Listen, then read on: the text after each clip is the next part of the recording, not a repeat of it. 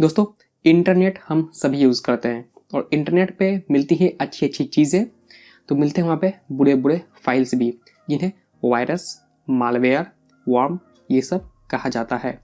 तो अगर हम कोई चीज़ डाउनलोड करते हैं तो कभी कभी उनमें वायरस लगा होता है, फाइल में, उस एप्लीकेशन में वायरस लगा होता है, वर्म लगा होता है, ऐसी मेलिशियस फाइल उसमें अटैच होती हैं जो कि हमारे कंप्यूटर सिस्टम को नुकसान पहुंचाती है। तो इसमें हम काम में लेते हैं एक ऐसे सिक्योरिटी प्रोग्राम को, सिक्योरिटी सॉफ्टवेयर को, जो कि हमें वायरस, मालवेयर इन सब चीज़ों से बचाता है, जिन्हें एंटीवायरस सॉफ्टवेयर या फिर एंटी मालवेयर सॉफ्टवेयर भी कहा जाता है।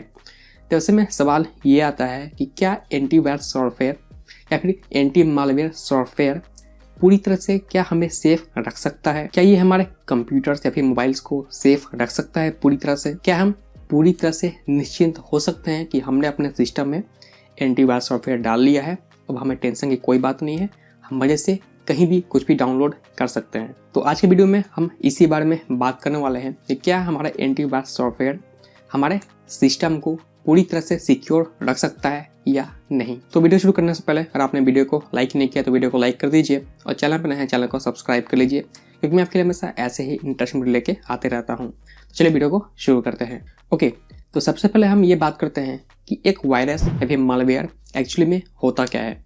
तो देखिए, एक वायरस, एक मालवेयर एक सिंपल सा प्रोग्राम होता है, एक छोटा सा सॉफ्टवेयर होता है जिसके अंदर कुछ कोडिंग होती है, जिसको हैकर लोग बनाते हैं उनको यूज़ करने के लिए, अपने बुरे काम को अंजाम देने के लिए, कंप्यूटर्स को ख़राब करने के लिए, हमारा डेटा चोरी करने के लिए, इन सब चीज़ों के लिए हैकर लोग इसे बनाते हैं और इंटरनेट पे फैला देते हैं।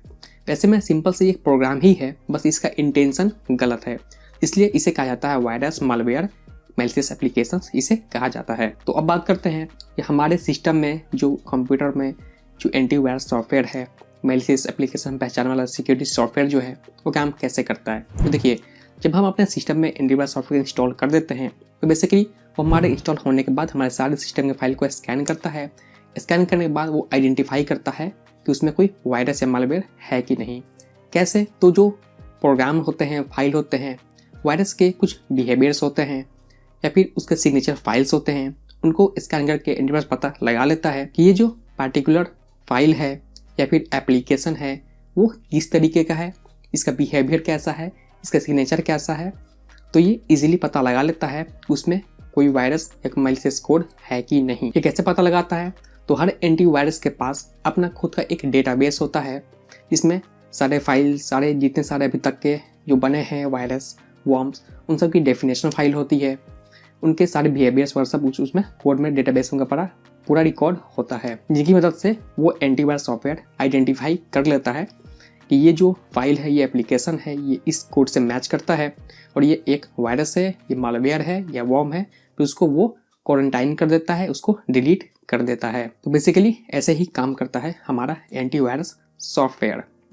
तो अब ये सवाल आता है कि क्या हमारा एंटीवायरस सॉफ्टवेयर जो है क्या पूरी तरह से 100% सिक्योर कर देता है हमारे सिस्टम को? तो इसका जवाब है नहीं। क्योंकि देखिए, जो भी वायरस होता है, जो भी मालवेयर होता है, उसके कुछ बिहेवियर्स होते हैं, उसके कुछ सिग्नेचर्स होते हैं, उन्हीं के आधार पे जो एंटीवायरस सॉफ्टवेयर है उनको पकड़ता है कि ये एक वायरस है। ठीक है, तो वैसे में अगर कोई नया वायरस बनता है जिसका बिहेवियर भी अलग हो, उसका कोई सिग्नेचर फाइल भी अलग हो, जिसका रिकॉर्ड किसी के भी पास ना हो, वो अपने आप में ही एक बिल्कुल नया ही कॉन्सेप्ट लेकर आए, तो ऐसे में वो एंटीवायरस उसको पकड़ नहीं सकता है। वैसे में वो वायरस इजीली फैल सकता है। फॉर एग्जाम्पल, अगर आपको याद हो तो 2017 में एक साइबर अटैक हुआ था, जिसमें एक वायरस, मालवेयर यानी क्रिप्टो वर्म निकल के सामने आया था, जिसका नाम था WannaCry रैंसमवेयर क्रिप्टो वर्म, जो कि 2017 में आया था और उसने 2 लाख लोगों को इन्फेक्ट किया था। उसके 2 लाख विक्टिम बने थे और उसने 3 लाख से ज़्यादा कंप्यूटर सिस्टम को इन्फेक्ट कर दिया था। और ये मालवेयर स्पेशल डिज़ाइन था विंडोज़ ऑपरेटिंग सिस्टम के लिए। तो ऐसे में WannaCry रैंसमवेयर जो था उसने काफ़ी ज़्यादा नुकसान पहुंचाया था और ये पूरा वर्ल्ड में फैला था, लगभग 150 कंट्री में। इसके बारे में आप विकिपीडिया पे पूरी डिटेल्स ले सकते हैं, आप इजीली सर्च करेंगे WannaCry रैंसमवेयर अटैक, तो आपको इजीली उसका इन्फॉर्मेशन विकिपीडिया पेज पे मिल जाएगा। अगर आपको पता नहीं है कि रैंसमवेयर क्या होता है, इसके लिए मैंने आज स्पेशल वीडियो बना रखा है कि रैंसमवेयर क्या होता है, कैसे काम करता है। ऊपर आई बटन में उसका लिंक मिल जाएगा, आप वो वीडियो जाके देख सकते हैं। तो बेसिकली बात किया जाए 2007 में जब ये अटैक हुआ था तो उसमें भी तो एंटीवायरस मौजूद थे, तो फिर उसको डिटेक्ट कैसे नहीं किए। तो गाइस यही होता है जब अलग तरीके का एकदम नया कोई वायरस बनता है, कोई मालवेयर बनता है, तो एंटीवायरस उसे पकड़ नहीं पाता, क्योंकि जितने वायरस बनते हैं उन सबको आइडेंटिफाई करने के बाद ही एंटीवायरस में आपके डेटाबेस में अपडेट किया जाता है।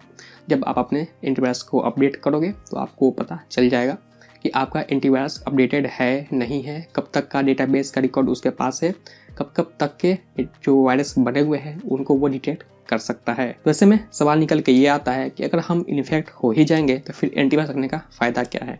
तो देखिए, जब कोई ऐसा नया वायरस या नया वॉर्म इस तरीके का बनकर आता है तब आप उससे इन्फेक्ट हो सकते हैं। तब होंगे जब आप इधर उधर काम करते रहते हैं, वेबसाइट पर जाते रहते हैं, कहीं से फाइल्स आती हैं, तब ये ऐसे काम होता है। लेकिन अगर आपने एंटीवायरस रखा ही नहीं तो जो वायरस पहले से जिनको पता कर लिया गया है उसको तो आप नहीं रोक सकते, इसलिए आपको एंटीवायरस तो यूज़ करना ही चाहिए और इधर उधर के एप्लीकेशंस फाइल्स वगैरह डाउनलोड करने से भी बचना चाहिए। तो गाइस ऐसे आप रख सकते हैं ऑनलाइन सेफ। और जहाँ तक बात है एंटीवायरस का, तो अच्छा सा एंटीवायरस यूज़ कीजिए जो कि आपको पूरा प्रोटेक्शन दे वायरस से, मालवेयर से, इन सब चीज़ों से आपको पूरी प्रोटेक्शन दे। जब आप परचेस करोगे तो आपको इन्फॉर्मेशन मिल जाएगी कि आपका जो एंटीवायरस सॉफ्टवेयर है वो किन किन चीज़ों आपको प्रोटेक्शन देता है। तो अच्छा से एंटीवायरस यूज कीजिए, उसको अपडेट रखिए, ऑनलाइन जो भी काम करते हो उसकी आपको ध्यान से करना है, इधर उधर फाइल डाउनलोड करने से बचना है, तो ऐसे आप ऑनलाइन से रह सकते हैं। तो बस आज के लिए इतना ही। मेरी दोस्तों आपको वीडियो पसंद आया होगा, तो अगर वीडियो पसंद है इस वीडियो को लाइक कीजिए, अपने दोस्तों से शेयर कीजिए। अगर आपका कोई सवाल हो तो नीचे कमेंट से कमेंट कीजिए, मैं उसका रिप्लाई ज़रूर करूँगा। चाहते हैं किसी खास टॉपिक वीडियो देखना तो भी कमेंट कर सकते हैं, मैं उसको वीडियो ज़रूर बनाऊँगा।